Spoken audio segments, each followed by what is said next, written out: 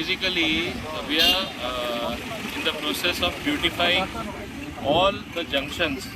So as a pilot case, I have allowed a particular party through National Highway to beautify these two small circles.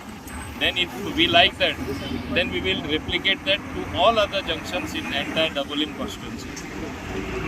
Because what we are noticing everywhere, while we have done the road dividers, we have put signals, but a small garden that is there is not being maintained. So this would be maintained very well. It will have a wow factor. Even to look at aesthetically, it will be very beautiful. So सगळे आमी जे करता ते एक सुंदरताय हाडपाक सोदता. हे हांगा तरी बरें दिसलें जाल्यार तांकां मागीर आमी परवानगी दितले. सगळे आख्खे दाबोलीम जंक्शनां जी आसा ट्रॅफिक सिग्नल जे आसा थिंगा सगळे कडेन अशेंच करपाक.